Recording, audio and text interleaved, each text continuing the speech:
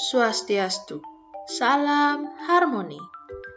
Perkenalkan, saya Lodera Adnyani dengan NIM 1911-03-1208 dari kelas D semester 5, nomor absen 15. Pada kesempatan kali ini, saya ingin menjelaskan sedikit mengenai ruang lingkup pendidikan bahasa Bali yang terdiri dari 4 materi pokok. Nah, yang pertama yaitu tentang pengetahuan bahasa Bali, yang kedua tentang pengetahuan kesusastraan Bali, yang ketiga tentang keterampilan berbahasa Bali, dan yang keempat tentang apresiasi sastra Bali. Nah, yang pertama saya akan mulai dari pengetahuan bahasa Bali. Bahasa Bali adalah sebuah bahasa Austronesia dari cabang Sundik dan lebih spesifik dari anak cabang Bali Sasak. Bahasa ini terutama dipertuturkan di Pulau Bali, Pulau Lombok bagian barat, dan sedikit di ujung timur Pulau Jawa. Di Bali sendiri, bahasa Bali memiliki tingkatan penggunaannya.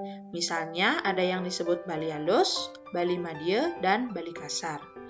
Hal ini terjadi karena pengaruh bahasa Jawa menyebar ke Bali sejak zaman Majapahit. Bahkan sampai zaman Mataram Islam, meskipun kerajaan Mataram Islam tidak pernah menaklukkan Bali.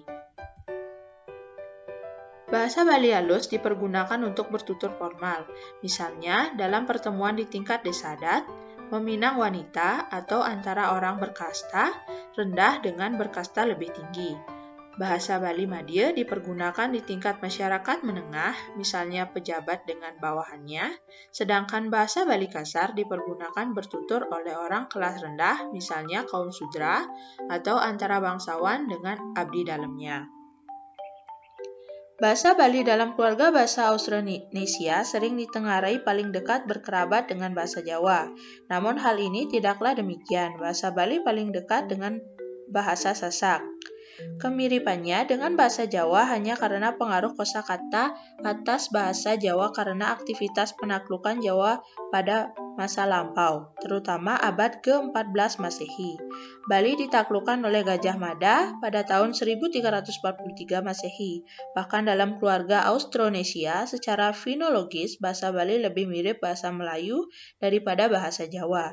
Namun pada posisi akhir dalam bahasa Melayu seringkali menjadi pada bahasa Bali. Hal ini bisa terbukti dengan disenarai perbandingan kosakata dasar bahasa Melayu Bali, Jawa, dan Jawa kuno.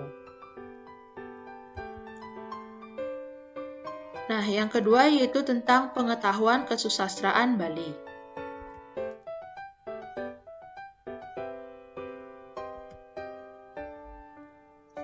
Sastra Bali merupakan salah satu khazanah kesusastraan Nusantara.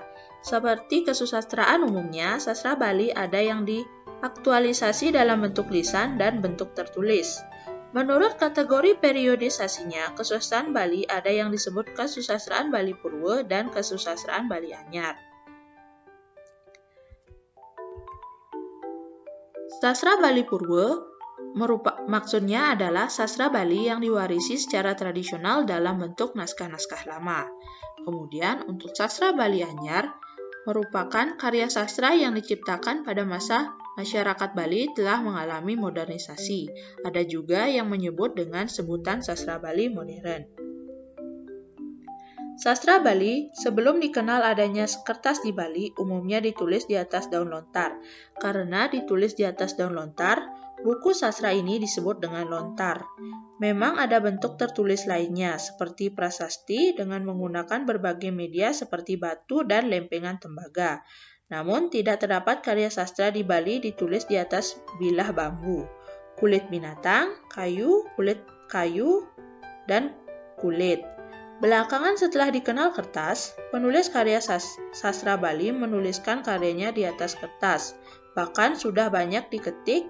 Bahasa digunakan untuk menulis sastra Bali ada 3 jenis, yaitu bahasa Jawa kuno atau Kawi Bali, bahasa Jawa Tengahan, dan bahasa Bali.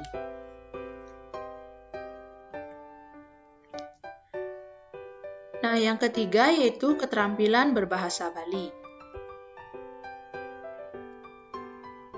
Sama halnya dengan keterampilan berbahasa pada umumnya, keterampilan berbahasa Bali terdiri dari 4 aspek, yaitu yang pertama keterampilan menyimak, yang kedua keterampilan berbicara, yang ketiga keterampilan membaca, dan yang keempat keterampilan menulis.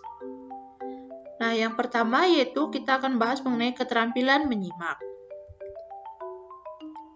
Menyimak merupakan keterampilan berbahasa yang bersifat aktif reseptif.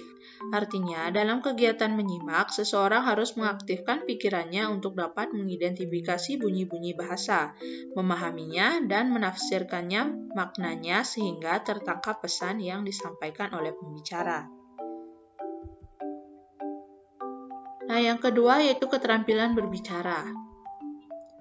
Keterampilan berbicara adalah sebuah kemampuan berbahasa dalam mengucapkan bunyi-bunyi artikulasi atau mengucapkan kata-kata untuk mengekspresikan, menyatakan, menyampaikan ide, pikiran, pendapat, gagasan, dan perasaan kepada orang lain sebagai mitra pembicara didasari oleh kepercayaan diri, jujur, benar, dan bertanggung jawab dengan menghilangkan masalah psikologis seperti malu, rendah diri, ketegangan, berat lidah, dan lain-lainnya.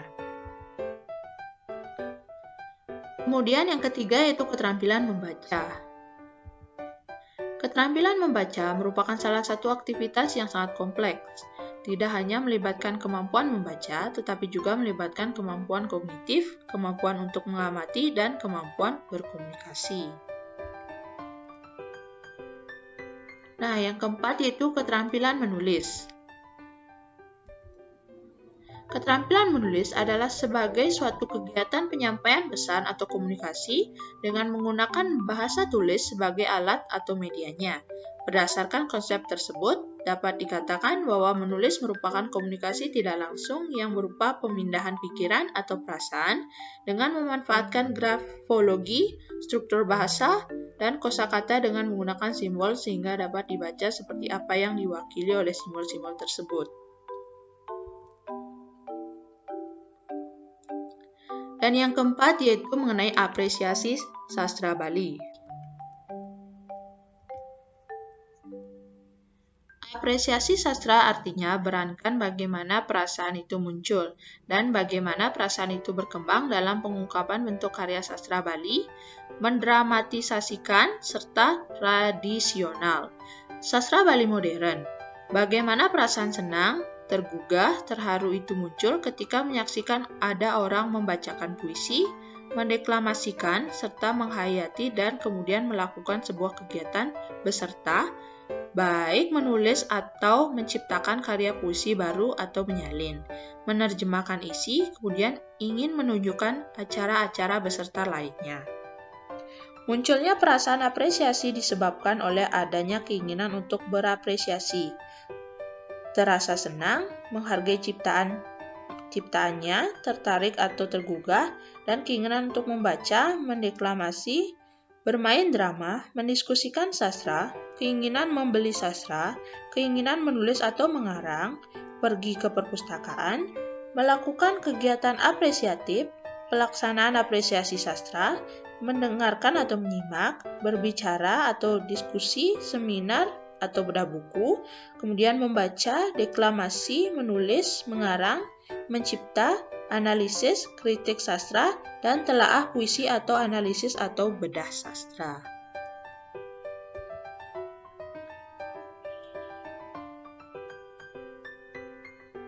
Baik, demikianlah yang dapat saya sampaikan mengenai ruang lingkup pendidikan bahasa Bali. Atas perhatiannya saya ucapkan terima kasih dan saya meminta maaf apabila dalam penyampaian materi ada kesalahan dan salah kata. Untuk itu saya mohon maaf dan akhir kata saya ucapkan terima kasih dan saya tutup dengan Parama Santi. Om Santi Santi Sati Om. Salam harmoni.